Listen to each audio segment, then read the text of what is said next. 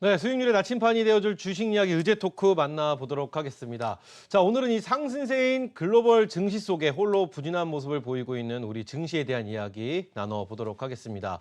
미중 무역 분쟁 휴전, 그리고 또 남북미 정상회담, 또 중국의 금융시장 개방 등의 호재들이 이어졌지만 국내 증시의 흐름은 생각보다 부진했습니다. 그 중심에는 일본의 수출 규제가 있다는 분석이 이어지고 있는데요. 하지만 이 일본의 수출 규제 영향이 그리 또 크지 않을 것이라는 의견도 함께 제시되면서 우리 증시의 향방이 쉽게 확인할 수 없는데, 자, 오늘은 과연 우리 등대팀 세 분과 함께 이와 관련된 이야기들 풀어나가 보도록 하겠습니다.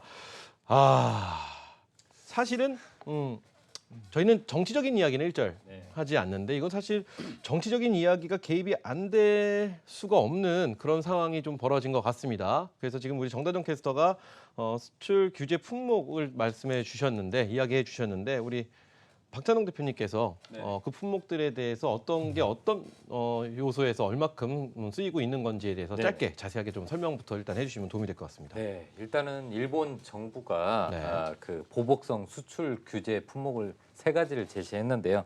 이제 첫 번째는 이제 그 스마트폰 디스플레이 사용되는 그 플루오린 폴리이미드라는 거고요. 이름이 어렵습니다, 그렇죠? 네, 그다음에 이제 반도체 기판에 쓰이는 감광제인 포토 레지스트, 그리고 이제 반도체 세정 및 그리고 이제 시각 공정에 사용되는 이 에칭가스, 그러니까 이제 고순도 불화수소 이 세 가지 품목을 제안을 했습니다. 그런데 이제 보통 그 플루오린 폴리이미드, 이것은 보통 이제 그 반도체보다는 디스플레이 쪽에 적용이 많이 되는데요. 지금 현재 우리나라가 주력으로 앞으로 할 그 폴더블 폰을 만들 때 쓰는 플렉서블 디스플레이에 들어가는 소재입니다. 단기적으로는 직접적인 영향은 없지만은 우리가 이제 차세대 이 수출 품목의 하나인 플렉서블 디스플레이 쪽에서 먼저 선제적으로 수출을 못하게끔 만든다는 그런 의도가 들어 있고요.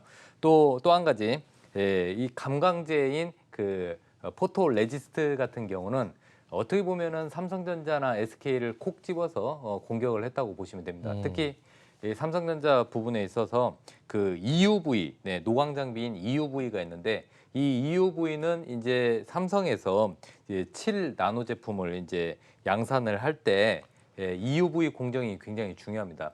EUV 같은 경우는 그 회로의 선폭을 대폭 줄임으로써 이 미세한 공정을 만들 때 꼭 필요한 공정인데, 이 EUV 공정을 써서 삼성전자가 앞으로 차세대 그 파운드리 1등으로 올라서기 위한 그 바탕을 만들기 위한 그 공정인데, 그 EUV 공정에서 핵심적으로 필요한 게 포토 레지스트입니다. 그것을 수출을 제한을 함으로써 삼성전자가 또 선두권 진입을 하는데 맞겠다, 그런 의도가 있고요.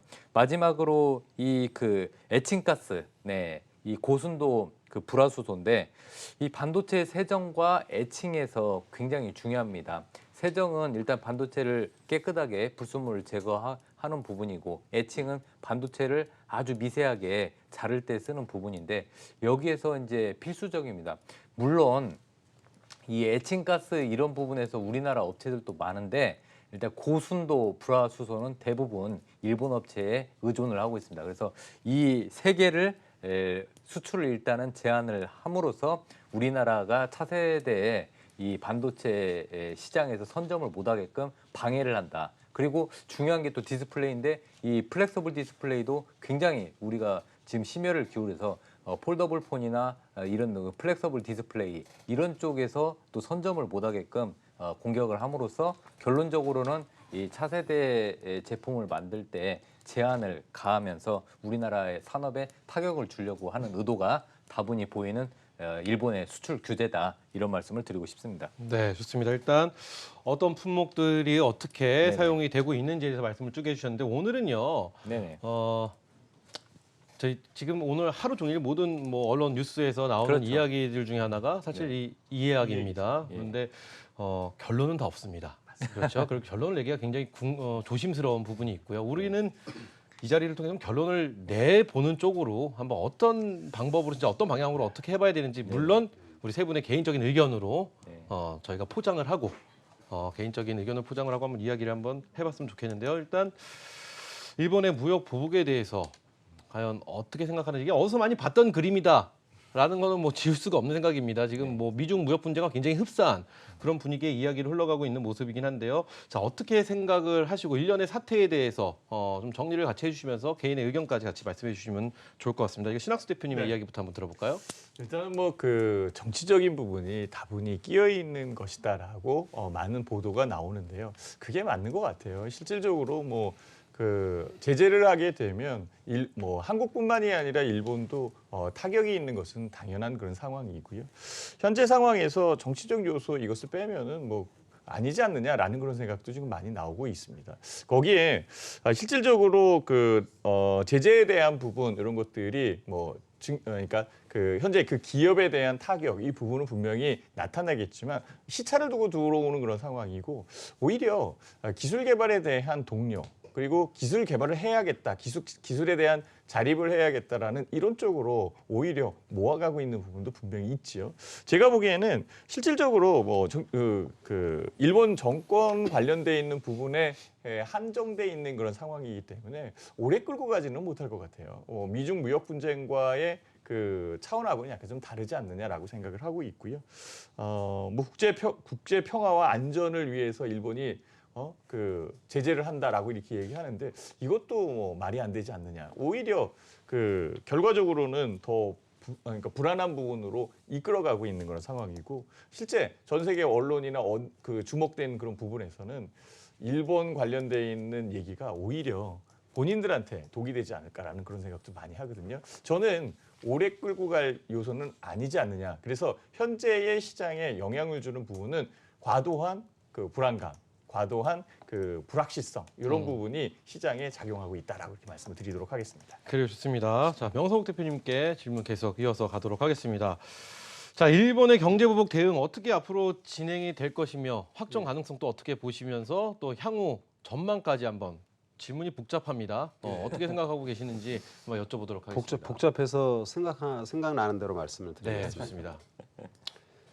일단 그 사실은 이제 지구촌의 지금 보호무역주의 이런 걸 보면서 좀 아쉬운 부분이 있는데 요즘 보면은 이제 주말에 일본에서 이제 G20 정상회담이 이제 열렸잖아요. 근데 이제 과거와 다르게 G20 정상회담이 사실은 지금 유명무실해졌죠.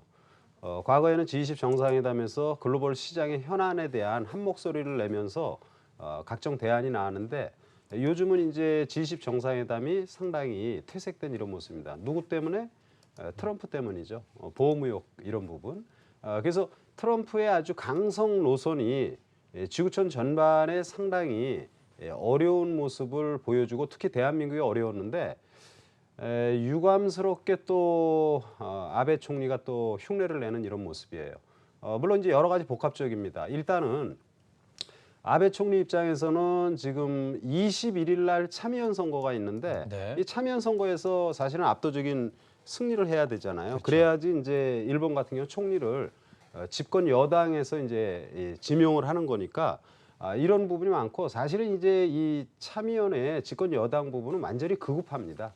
그래서 이제 그런 극우파의 결집을 위한 이런 액션을 취했는데 한 가지 여기서 우리가 참고해야 될 게 일본을 압박했던 친구는 누구였나요? 근래 보면 물론 이제 미국이 최근에 압박하고는 있지만 중국이 한번 그랬죠. 네. 중국하고 일본하고 이제 분쟁이 있을 때 히토류 갖고 압박을 하니까 일본이 손들었단 말입니다. 근데 그게 또 중국의 자충수예요. 그러니까 자원을 가지고 공격을 하게 되면 그러면 그래서 히토류가 중국에서 절대 비중을 지금도 차지하고는 있지만 다른 당하는 나라 입장에서 어떻게? 야 이거 계속 이렇게 되면은 얘들이 언제 또 꼴을 부릴지 모른다 이거죠. 그러니까 그 대안을 만든 겁니다. 말레이시아라든지 아프리카 같은 데서 지금 히토류 관련 이런 부분에 대안책을 상당히 많이 만들어 놓고 이후에 히토류 가격은 떨어집니다.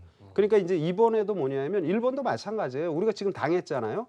아직은 이제 재고라든지 이런 것들이 있어서 아직은 여유 있어요. 한 2달, 3달까지는 여유가 있습니다. 근데 이제 그런 상황 속에서 그래도 우리가 당했으니까 관련 기업들의 앞으로 후속적인 대안이 나올 수 있고 그리고 한 가지 더 우리가 생각해야 될 부분이 트럼프가 이제 중국하고 화해를 한 건 아니고 휴전을 한 이유는 트럼프의 재선을 위한 그러니까 트럼프의 재선을 위한 재선의 걸림돌이 되는 이런 정책은 앞으로 쓰기 어렵습니다.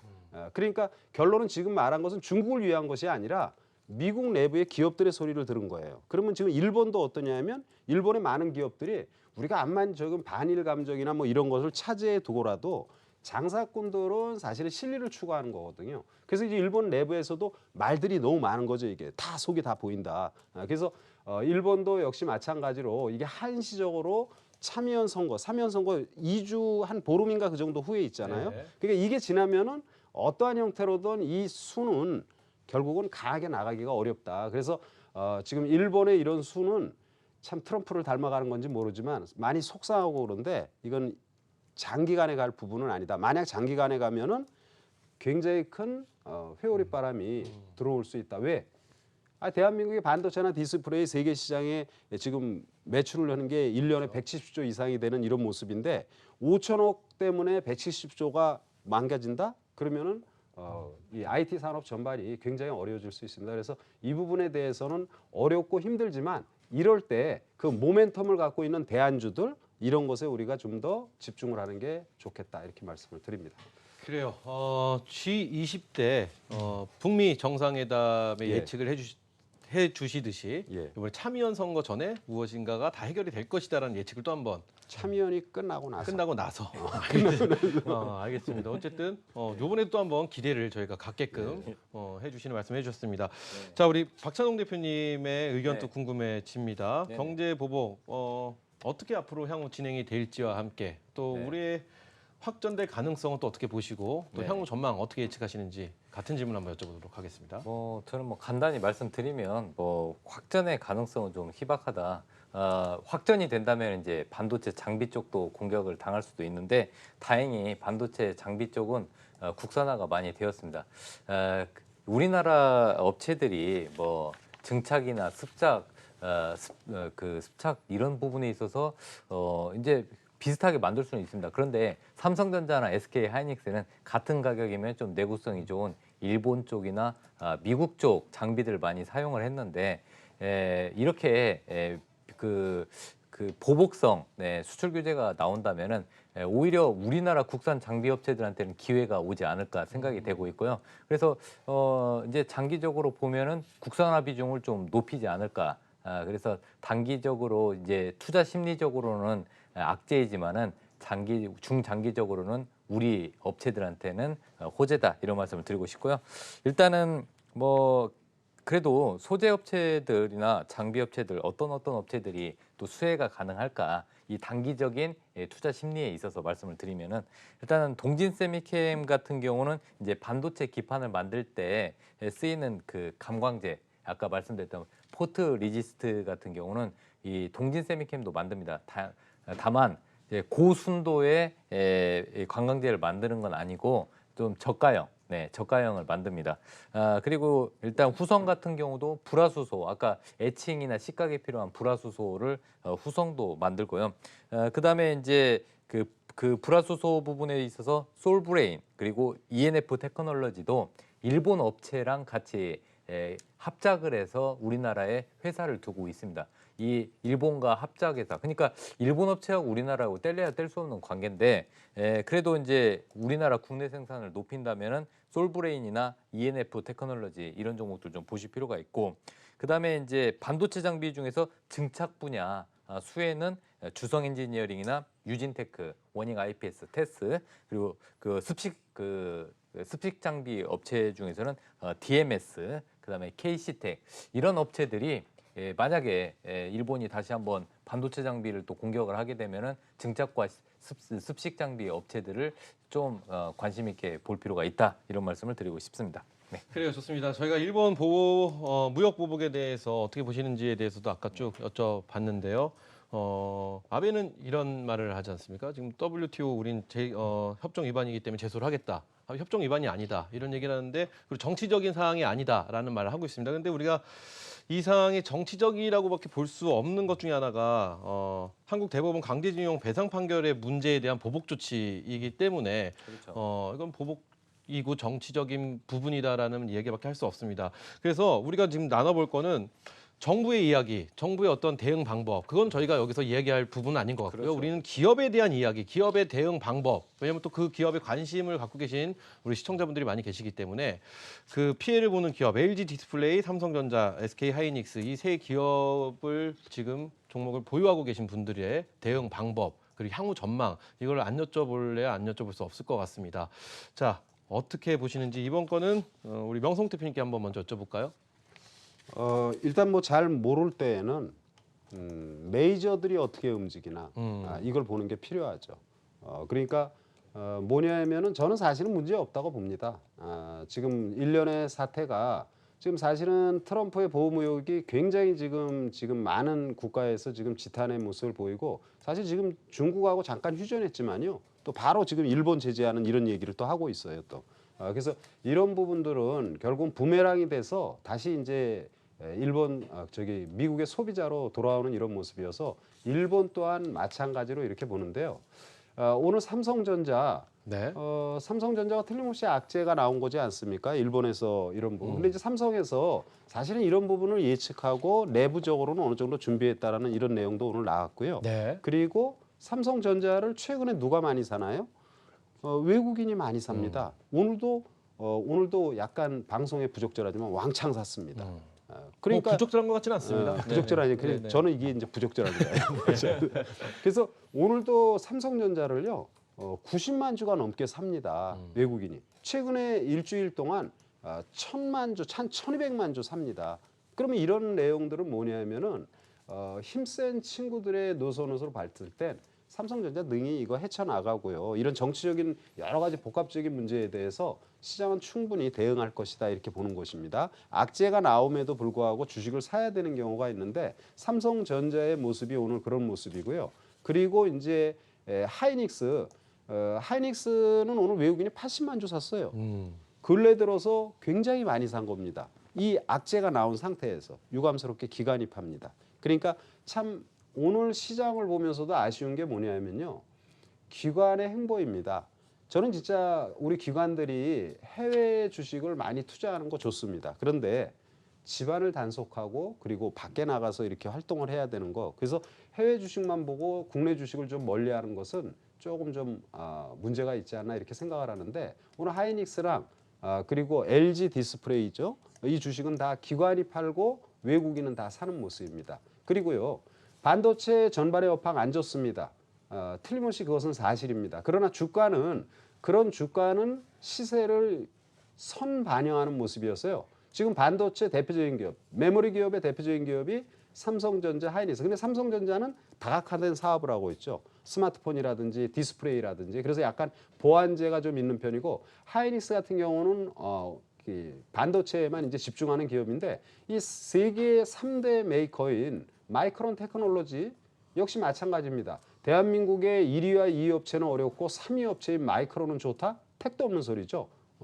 대한민국은 지금 미국의 마이크론보다 훨씬 좋은 시장 점유율을 갖고 있는 두 회사가 있는데요. 최근에 마이크론 테크놀로지 주가 저점 대비 20% 급등을 하고 있습니다. 엔비디아 그래픽의 대표적인 기업 엔비디아. 여러분들이 갖고 있는 컴퓨터의 거의 대부분은 엔비디아의 그래픽 카드가 들어가 있습니다. 이 엔비디아의 주가도 상당히 안정된 모습이고요. 또 엔비디아의 거래선이 바로 삼성전자 이런 데입니다. 그래서 이런 복합적인 것을 보면은 마이크론이 올라가는데 3등이 올라가는데 2등이 안 올라간다고? 외국인이 또 많이 사는데 이런 여러 가지를 고려했을 때 이 종목군들 그리고 특히 주가가 많이 빠졌던 LG 디스플레이조차도 현 국면에선 시장에 나오는 이런 뉴스에 대해서 걱정은 되나 걱정할 사안이 아니라는 이런 말씀을 다시 한번 드리도록 하겠습니다. 그래요, 좋습니다.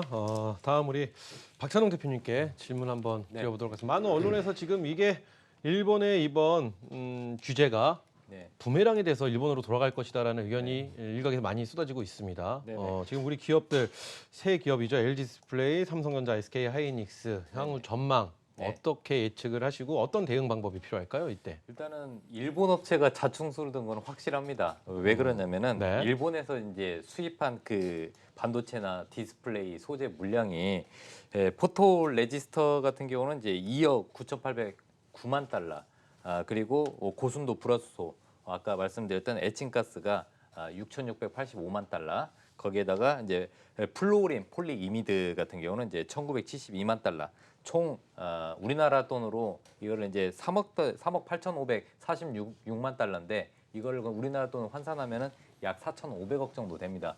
그러니까 이 4,500억은 일본의 대기업의 업체들이 소재 업체들이 납품하는 게 아니라 일본의 좀 그 중형 업체들이 납품합니다. 그래서 우리나라가 세계 시장에서 70%를 이거를 그 뭐랄까 수요를 가지고 있기 때문에 우리나라에다 공급을 못하는 일본 업체들이 오히려 더 발등에 불이 떨어진 격이고요. 우리나라는 이런 경우에 니네들이 이런 식으로 무기화를 한다면 우리도 국산화에 박차를 가하겠다. 그래서 장기적으로는 우리 국내에 있는 소재 업체나 장비 업체들이 수혜가 저는 될 거라고 보고 있습니다. 거기에다가 이번에 만약에 이런 반도체 소재나 디스플레이 소재 쪽 수출을 일본에서 수출을 이제 제한을 하면서 우리나라 공급을 원활하게 못 받는다면은 네. 오히려 이걸 빌미로 삼아서 반도체나 디스플레이 패널 쪽에 재고를 소진하는 기회로 활용할 가능성이 높습니다. 그 얘기는 뭐냐면 결국에는 반도체 가격이나 디스플레이 가격이 오를 수 있다는 겁니다. 이런 반도체나 디스플레이 가격이 오르면은 우리나라 기업들의 실적이 오히려 더 좋아지는 어떻게 보면은 순기능이 나올 가능성이 높습니다. 그래서 저는 뭐 삼성이나 SK 하이닉스나 LG 디스플레이 걱정하실 필요 없고요. 삼성전자도 이 실적에 직접적인 영향을 받는 그런 부분이 아닙니다. 차세대 공정에 필요한 포토 레지스터를 공급을 못 받는 거고 LG 디스플레이도 마찬가지로 차세대 디스플레이는 플렉서블 디스플레이를 생산하는 플루오린 폴리이미드를 공급을 못 받는 거기 때문에 저는 직접적인 현재 실적하고는 관련이 없기 때문에 이는 단기적인 그냥 노이즈에 끝날 가능성이 높다 이런 말씀을 드리고 싶습니다. 그래요, 좋습니다. 자, 우리 신학수 대표님께도 같은 질문 드려보도록 하겠습니다.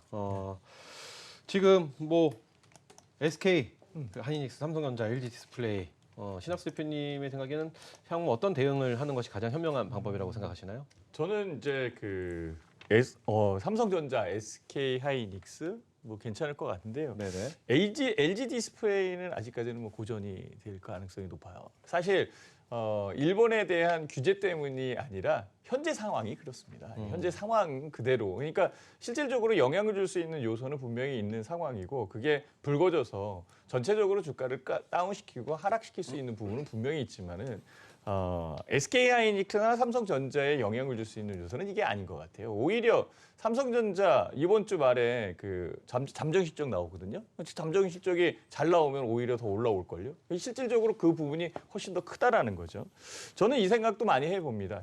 반도체 관련돼서는 삼성전자와 SK하이닉스의 시장 마켓 시어가 굉장히 크거든요. 즉 가격 결정력이 있다라는 얘기예요. 가격을 올릴 수도 있고 가격을 내릴 수도 있는 것은 삼성전자의 힘입니다. 왜냐하면 치킨 게임에서 승리를 했거든요. 그래서 3, 4위에 그 3, 4위 밑에 있는 반도체의 그 기업들 같은 경우에는 삼성전자가 어떻게 움직이는지에 관련돼서 그 부분만 쳐다보고 있는 그런 상황이 된 거죠. 그렇다면 실제 반도체 가격이 낮게 형성되어 있는 부분은 미중 무역 분쟁 때문에 있었던 상황이었었고 그 상황에 의해서 쌓여 있는 재고 충분하게 털어낼 수 있는 그런 상황이거든요. 그리고 이런 부분도 생각을 해봐야 되겠죠.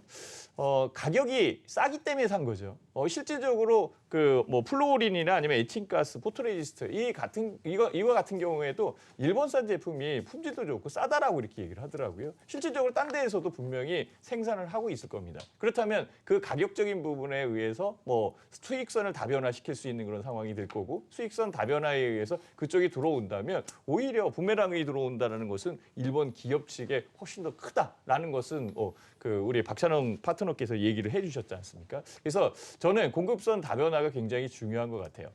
이전에 그 중동에서 전쟁이 일어나고 그다음에 발발이 됐을 때 유가가 진짜 한국 같은 경우에는 중동 원유를 많이 그 수입해서 썼지 않습니까? 그래서 네. 굉장히 어려운 부분이 있었어요. 이 부분이 그러니까 바로 생각이 드는데요. 그 이후로 여러 가지 다변화시키면서 실제적으로 좀 안정성 있게 만들어간 게 또 정책적인 부분의 하나였었던 상황이었는데요. 제가 보기에는 결과적으로는 이 부분이 한국 기업에 대한 체질을 바꿀 수 있는 부분은 분명히 기회를 줬다라고 이렇게 좀 더 긍정적으로 생각을 해보고요. 영향적인 부분에서는 일단은 좋은 일은 아닙니다. 일단은 좋은 일은 아니고 다만 짧게 끝날 가능성이 높지 않겠나. 이걸 길게 끌고 갈 만한 그 지원과 같은 그런 스타일이 아니라는 얘기죠. 그래서 결과적으로는 이슈적인 부분으로 넘어갔는데요. 확산될 수 있는 그런 부분들 이런 것들만 좀 조심하면은 크게 무리 없이 삼성전자와 SK하이닉스 이 부분은 이견 없다라고 말씀드리고요. 다만 이제 LG 디스플레이 같은 경우에는 디스플레이 자체에 공급 과잉에 관련돼 있는 부분이 여러 가지가 있는 상황이거든요. 그래서 주가가 움직이지는 못하고 있는데요. 중국에서 뭐 LED, LCD 디스플레이에 관련돼 있는 부분 이런 것들이 많이 생산되고 과잉 생산되는 요 상황이 좀 해소될 때 이럴 때에 LG 디스플레이 가격이 올라오지 않겠느냐. 지금 현재의 상황에서 LG 디스플레이 가격에 영향을 줄 요소는 아닌 것 같아요. 그냥 그대로 움직일 가능성이 높다라고 말씀드리겠습니다. 그래요. 지금 말씀해주신 대로 이 수출 규제에 따라서 우리 그 반도체주가 큰 어떤 타격을 받지 않는 모습을 보이고는 있습니다. 오히려 반대로 이 소재주는 상승하는 그런 모습을 보이고 있는데요. 일각에서는 이때가 오히려 더 기회다. 위기는 곧 기회다 이런 말이 있듯이 이분이 또 기회라고 생각하시는 분들도 굉장히 많이 계시는데 이럴 때 우리가 눈여겨볼 만한 반도체주들 뭐가 있을지 궁금해집니다. 우리 박찬홍 대표님께 먼저 여쭤볼까요? 네, 뭐 아까 말씀을 한번 드렸는데 저는 뭐 간단하게 또 말씀드리면은 이 감광제 포트 레지스트를 만드는 그 동진 세미캠, 네. 그리고 뭐 그 불화소소를 만드는 후성. 그리고 이제 또 불화소소 같은 경우는 이제 한 업체만 만드는 게 아니라 여러 업체들이 만듭니다. 솔브레인, 그다음에 ENF 테크놀로지, 그리고 또 이제 반도체 장비도 이제 보셔야 됩니다. 반도체 장비도 보셔야 되고 우리나라가 이제 미중 무역 분쟁이 완화되면은 이제 삼성전자나 SK하이닉스 본격적으로 증설을 하는데 반도체 장비 뭐 주성 엔지니어링, 뭐 유진테크, 원익 IPS, 테스 아까 말씀드렸듯이 그리고 그다음에 이제 그 습식 장비에서는 DMS, KC텍을 관심 있게 보시면 될 것 같습니다. 뭐 그 외에도 많이 있는데요. 제가 이제 이 방송 끝나고 11시 반에 야간 공개 방송에서 이런 부분에 대해서 또 자세히 말씀드리도록 하겠습니다. 네. 그래요, 좋습니다. 우리 신학수 대표님께 자, 일본 수출 규제 반도체주 반전의 기회가 될 거라고 예상을 해 주시는 것처럼 저는 들었습니다. 네. 그렇다면 이럴 때 우리가 눈여겨볼 만한 반도체주들 뭐가 있을까요? 일단은 뭐 반도체 장비에 관련돼 있는 주식들이 최근에 좀 올라와 있는 상황이기 때문에 사실 이 얘기 아니면은 반도체에 관련돼 있는 장비주에서 사기는 굉장히 좀 어려운 부분이 있거든요. 네. 그래서 약간은 그 유보적으로 좀 보는 게 맞지 않느냐라고 저는 생각이 들어요. 그래서 이왕에 살 거면 실제적으로 SK하이닉스와 삼성전자를 직접적으로 들어가는 게 맞지 않느냐 이 생각이 먼저 들어요. 왜냐하면 이번 주에 아주 큰 일이 있거든요. 실질적으로 잠정 실적에 대한 부분이 나오는데요. 6조 이상. 그러니까 이전보다 조금이라도 높게 나오거나 아니면은 잠정 실적의 기대치에 대한 부분보다 약간 좀 더 세게 나오면 그냥 삼성전자 같은 경우에는 현재 가격보다는 훨씬 더 높아질 가능성이 높아요. 그리고 그 실제 현재의 그 제재적인 부분이나 이슈적인 요소에 의해서 밀려 있어서 올라오지 못하는 그런 상황이지.